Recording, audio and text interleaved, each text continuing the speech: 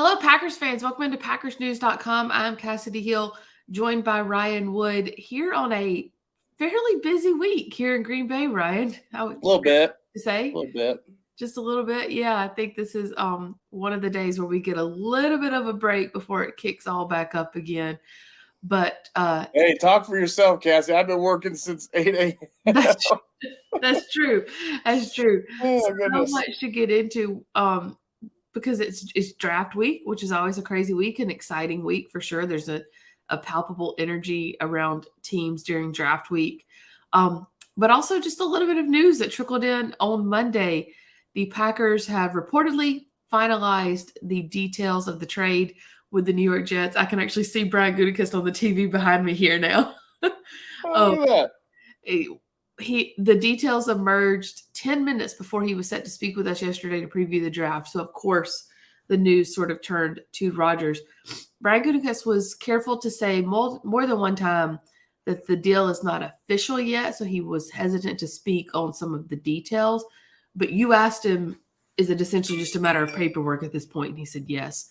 So just I kind of want to start with your thoughts on the details that did emerge, which is that they would be switching the first-round pick, so the Packers would move to 13 this year. They would receive the Jets' second-round pick, which is number 42. And then the big part, they have a conditional pick for next year's draft that could turn into a first-round pick if Aaron Rodgers plays 65% of the plays this year. Seems like a haul. Yeah, the swap, if I was a betting man or, if I was me, I wouldn't have been shocked with the swap. I don't know that I would have seen that coming, but that wasn't the shocking part. Mm-hmm. I was pretty stunned, Cassidy, with that 2024 piece. Mm-hmm. I didn't see, that conditional second round piece is only conditional in name only. All Aaron Rodgers has to do is play 65% of snaps, and that's a first round pick. Right. That's a first round pick. Unless he gets injured, and it can happen. He's an age 40 quarterback going into his age 40 season. He had 3 injuries last year, but he's going to want to prove a point, mm-hmm. right? He's going to want to play. He went through the 3 injuries last year, and he stayed on the field to prove a point. Mm-hmm. I don't see that changing in New York. That's a first-round pick. They got an extra first-round pick, and obviously the 42 pick in the second round Friday, which we both knew was likely. That's a really nice cherry on top, and the fact that it's not tied to what they do on the field, it's not tied to next year. Yeah, it's not tied to whether or not Aaron Rodgers retires after this season. Probably won't happen. I think from the Jets side, what you're seeing, they're really confident that they're going to be really good with Aaron Rodgers. Mm-hmm. They think this is the piece they need to go win a Super Bowl. That's how they feel. And there's some confidence, at least some, that Aaron Rodgers isn't going to just retire at the end of this season. That they don't make that trade with no conditions attached to that if they're not at least a little confident. We'll see. But yeah, that was the piece that surprised me, Cassidy. The fact that it's not just one sec, sorry about that. Hit me at the worst possible time. I hate it when that happens. Just to hammer down on something else you said and expound upon it, the fact that it's not tied to 2024 is huge, in my opinion, because a conditional pick, I was expecting there to be a conditional pick, but I thought it would be entirely tied to whether or not he played more than 1 year. Mm-hmm. All he has to do is show up and play this year. So that's huge. As you said, that's a first round pick. You can take the word conditional off of it. We do have a couple of questions coming in. Let's jump to this one from Callum, because I know it's of a lot of importance to Packers fans. What happens to the contract now that Aaron Rodgers is with the Jets? He is still a dead cap hit, correct, Ryan? But that number changes. Yeah, so they're adding $8.7 million to their cap this year that they're assuming. The biggest news, the biggest piece for this is that the Packers are off the books with Aaron Rodgers after 2023. Mm-hmm. And they're in cap hell right now. Brian Gutekunst said it yesterday. They've done some things the last few years to chase something that they don't normally do. And what that is pretty extreme in Aaron Rodgers' case. They never push out future guaranteed years. They never put themselves in that position, ever. And that's what they did with his contract that he signed a year ago. They've restructured everybody and guaranteed roster bonuses, all kinds of things to try to save money on the cap. They put themselves in a bad cap position, and they're still there for 2023. But with Aaron Rodgers off the books now after this season, they're able to finally, rebuild's going to be a word you hear a lot with Jordan Love and new quarterback starting week to week. It's a rebuild on the field. It's a rebuild from their cap structure standpoint and getting salary cap relief that they desperately need going starting after this year. So that's a huge plus for this team. I'm going to take a quick promo plug. You and I both use the term rebuild, and I think we both have a good justification for doing so. Our colleague, Tom Silverstein, disagrees and has a decent argument for disagreeing as well. But you can catch that entire debate along with a lot of other talk on the new episode of the Green 19 podcast, which is up wherever you get your podcast, Spotify, Apple Podcast. You can listen straight through Audio Boom, straight through Packers News as well. You can also watch it on YouTube. So go catch that new episode. This is a really good question from Carson, and I don't think we're going to fully know the answer yet. But now that Rodgers has moved on, is there any sense of what happened in 2020, or it happened in 23, I think you mean 22 there, outside of the thumb? My big question, and, I didn't think of this until after the season. And after the season, when I thought of this, the light bulb came on. I kicked myself for not asking this. I hope someone in New York asks him. The big question to me that's unanswered, if you go back to the start of 2020, Aaron Rodgers is coming off a pretty lackluster 2019, his first year in Matt LaFleur's offense. Certainly, they were 13-3 on the field. They played well. They went to the NFC Championship game, but he was not at an MVP caliber. There was nothing from 2019 that would have foreshadowed that he could be a 2020 MVP, have one of the greatest seasons for a quarterback in NFL history, which is what 2020 was. And in training camp that year, he said that he got something right with his lower throwing base, that there was a rep in practice that kicked it back in. He'd been thinking about early in his career, and his throwing base all of a sudden changed for the better almost overnight. And that's the one thing I wonder. He's an aging quarterback. He did not play well at all last year, before the thumb, after the thumb. Aaron Rodgers was not good, but he is Aaron Rodgers. And I wonder, Kassidy, if there's a fix out there that's as simple as getting away from that fundamental that was important to the renaissance of 2020, 2021. Maybe not. Maybe he's just a quarterback going to his age 40 season, Father Time's undefeated, and that's never going to change in the NFL. But I think that'll be very interesting. I'm going to add on to Carson's question here then. Could the simple fix be getting back with Hackett? That's not going to hurt. And it doesn't hurt that they have Alan Lazard either, because their chemistry is solid. He's got someone coming in that he knows on the field. With that said, I know Robert Saleh said at the NFL owners meeting that he doesn't care if Aaron Rodgers participates in the offseason at all, but my goodness, man, you got a new quarterback and a new offense. And I know it's the same offensive coordinator he's worked with, but it's still it's new pieces. Right. You got a lot of new pieces. You got one receiver, you got to get your protection schemes right. You got to get your timing with your receivers. It takes work. And Kassidy, we don't just show up to the Facebook Live and start talking Packers like we know everything. We put in the work every day.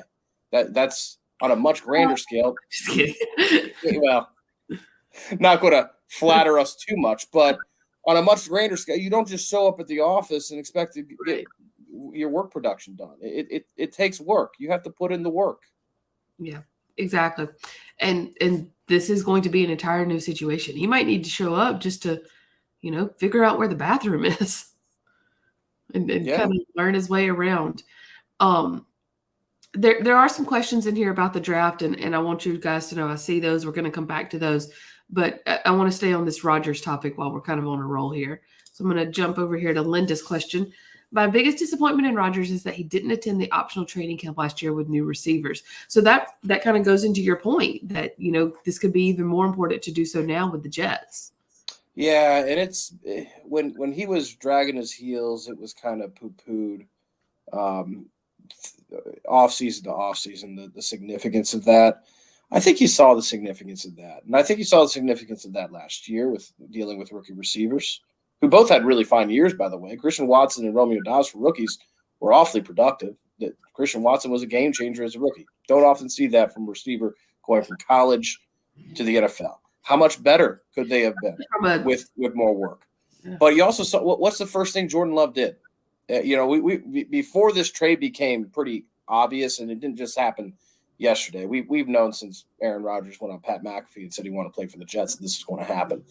But before that, even there were tea leaves, and one of the tea leaves was the Jets restructuring all their contracts, and another tea leaf, the fact that Jordan Love, first thing he did was he went out to California with Aaron Jones, Romeo Doubs, Christian Watson, and he started working with them. Probably a good idea because you don't just show up to the office expecting to put in good work. You have to actually put in the work behind the scenes when nobody else is looking. Get your timing right, get a good foundation so that when you come to team facilities, you have something to build off of. And yeah, Aaron Rodgers doesn't need that at this point in his career for himself, but the people around Aaron Rodgers, when you have a quarterback that's saying there's two offenses, there's the playbook and there's the offense I run. Well, it might behoove everyone around you to get an idea of how you run the offense and get as much exposure to that as possible. And just a side note on that, Aaron Jones told us when he met with a few media members before leaving out on the tailgate tour that was not just, we all happened to be in the same place at the same time. They took flights. They planned that. They made that happen. So it took a little bit of effort, but it was important to all of them to have those couple of days together working just to kind of get some of that chemistry. So to your point, they worked at it and put in the work to do so.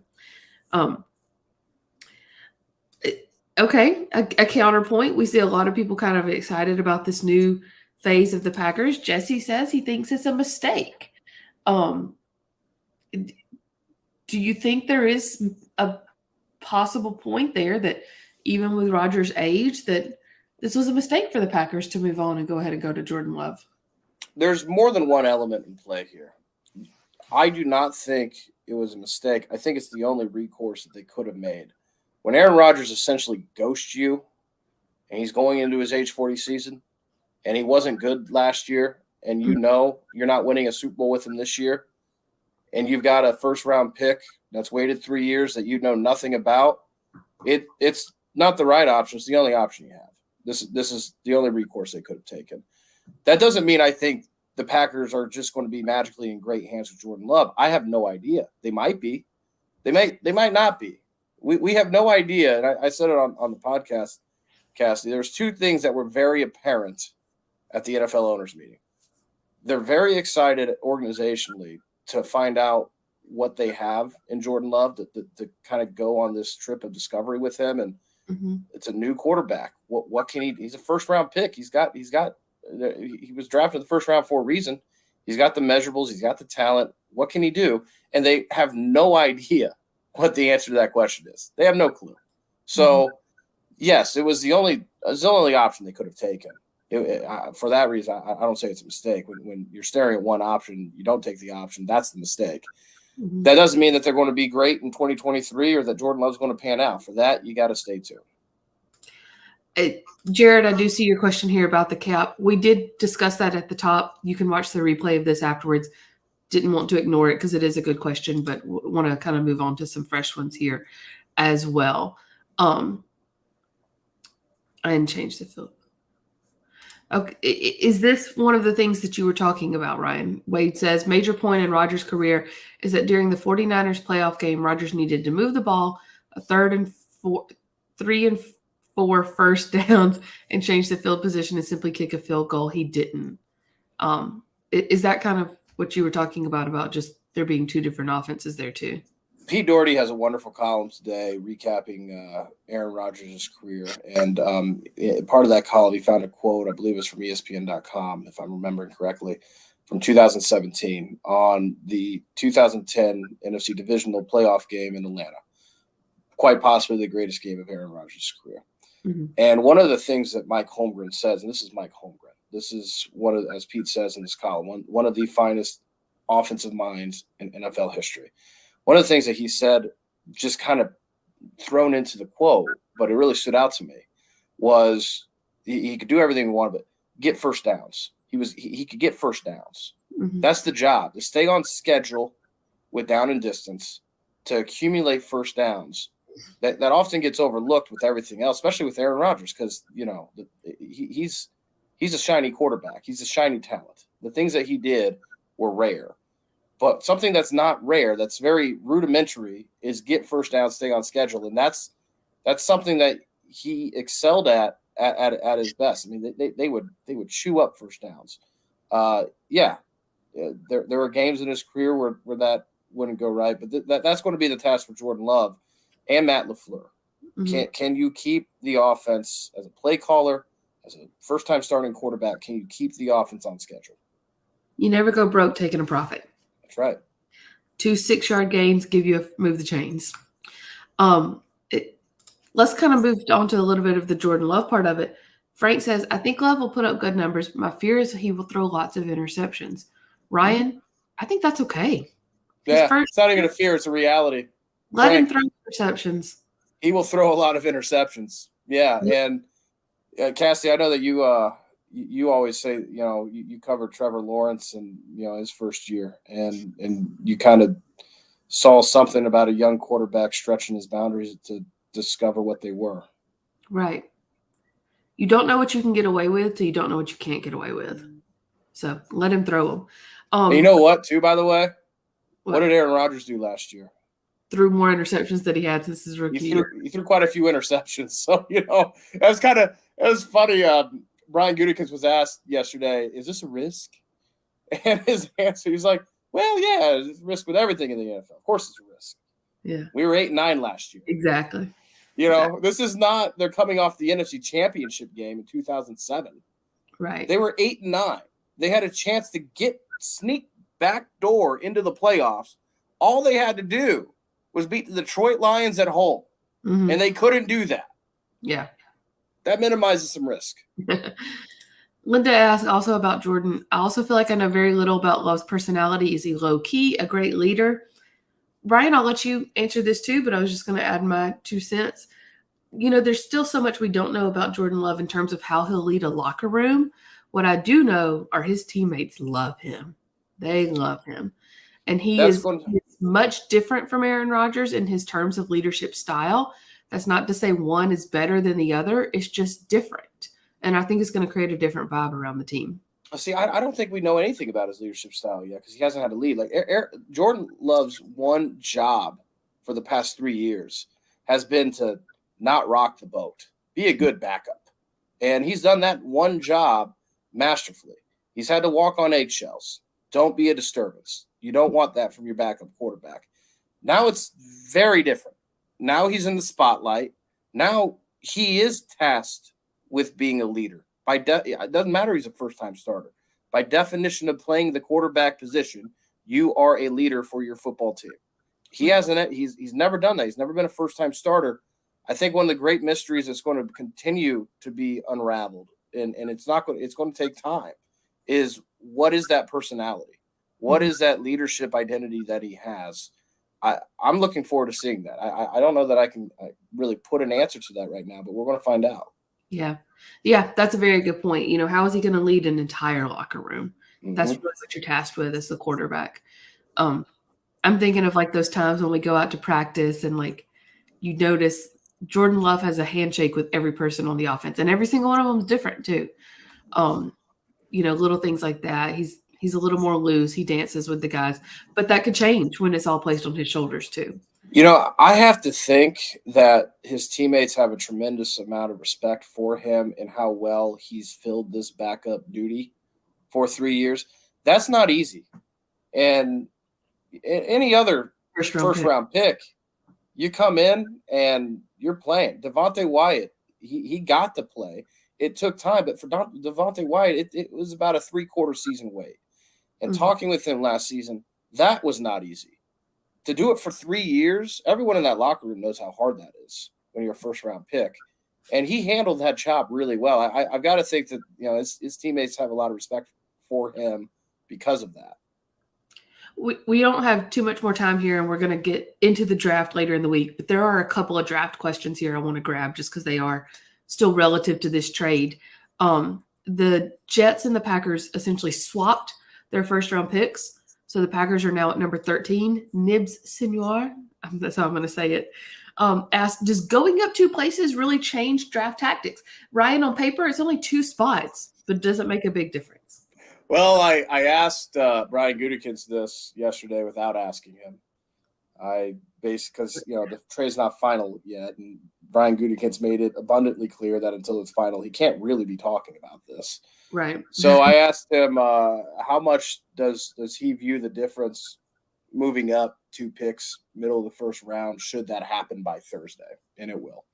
And he basically said, if I didn't think it was important, I wouldn't have done it.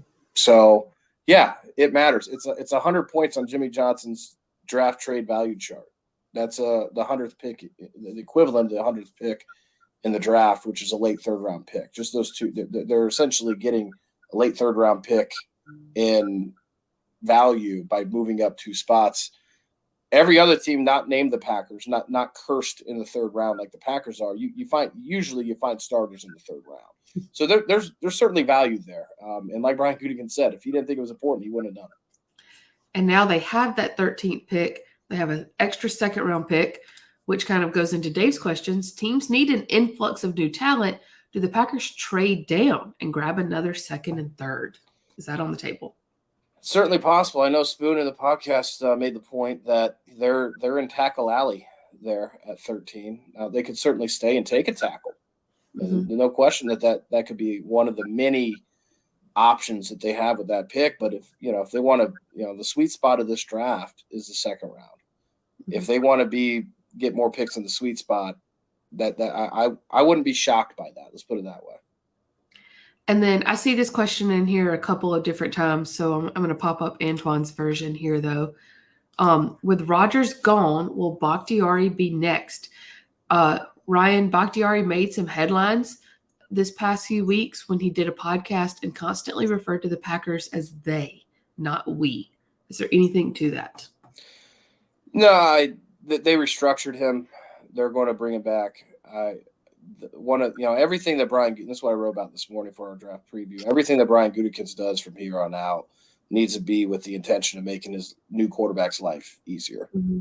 When you've got an Aaron Rodgers, you can take 15 of your 18 picks on defensive players, as they did since 2005, because you've got a 4-time MVP that can cover the warts of everyone that's directly around him.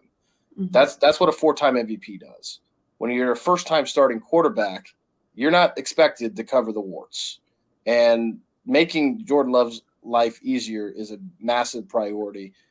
Having David Bakhtiari blocking your blind side is a big part of that. There's a reason why they restructured his contract. So, David Bakhtiari's being honest. He said they're in a rebuild. They are in a rebuild.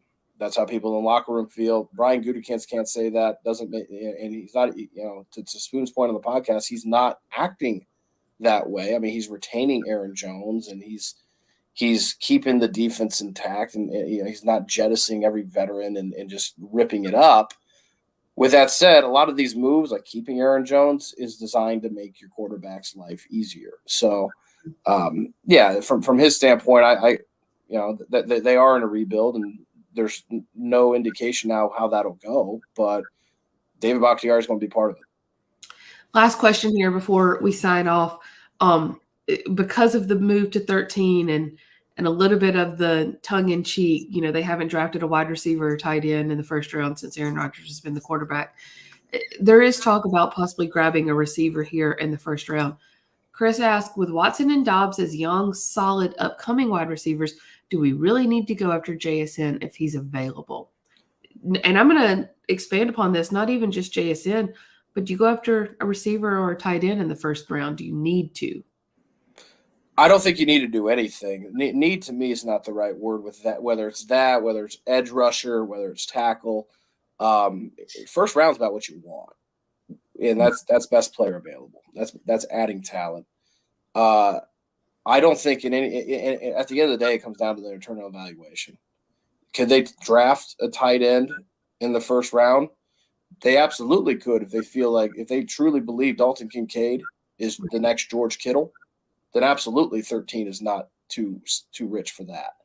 Otherwise, It's kind of like buying a Hummer instead of a Honda, right? I mean, tight end. This is a deep tight end class. If you don't feel like you've got the sure thing that you really feel forticated in and really feel good about, you can get one in the second round. Same thing at receiver. Is JSN the missing slot piece that they need, and then this offense is just going to sing? Well, if you feel that way, taking him 13 or moving up a couple spots if you need to, sure, that's a fine pick. If you don't need to. So, they've got so many needs on their roster. They're not pigeonholed into taking a need. And it's always the annual debate, drafting best player available, drafting need. They're going to go best player available. But they're going to start whittling away some of those roster needs as well. 13 is mighty rich for a tight end. That's a little too rich for me. What if he's George Kittle? You don't draft George Kittle 13? If he's George Kittle of now. Yeah. I mean, I guess the tight end market is changing. I mean, Kyle Pitts getting drafted in the top 10, that doesn't change the tight end market because that's a generational talent. You understand that. Drafting a tight end like Dalton Kincaid, who was very good, but drafting a tight end like Dalton Kincaid at 13, that changes the tight end market. The Packers are changing the market for the position. Here's the way I look at it. If they drafted Dalton Kincaid or Michael Mayer, number 13, they're thinking that he is going to be a George Kittle type tight end. And so I understand what they're thinking. And then it's up to them to be right. If they're not right, I think at that point you can say, this was a waste of a 13th overall pick. If they're wrong about it. Yeah. But if they're right, it's a good pick. Yes. And that's why these instant draft grades we all read every year, they make no sense. It takes a couple years to know whether or not you got a draft pick right. Yeah. So if they go out and get Dalton Kincaid number 13, that's what they think. Then they just have to be right. Well, we still have a lot to talk about when it comes to the draft. We will be doing so throughout the week on PackersNews.com. And then Thursday, starting around 6 p.m. all the way up until Saturday evening, when the UDFA list comes out, we will have wall-to-wall coverage for you on PackersNews.com. We will be doing more Facebook Lives, podcasts. Ryan will have instant stories. Spoon will have his live blog going. We've got more coverage than you can swing a dead cat at. That's a very country saying. It just slipped right out. Ryan, we've monopolized a lot of your time. I know you've still got a lot to do today to get ready for the draft as well. So we're going to say goodbye. Thank you all for your questions. Thank you for joining us. This is not the podcast. Woo! It's all blurred together at this point, isn't it, Kassidy? Yeah. Where am I? Thank you for being here for our Facebook and YouTube Live. There we go. That's what this is. Thanks so much, guys. We'll see you next time.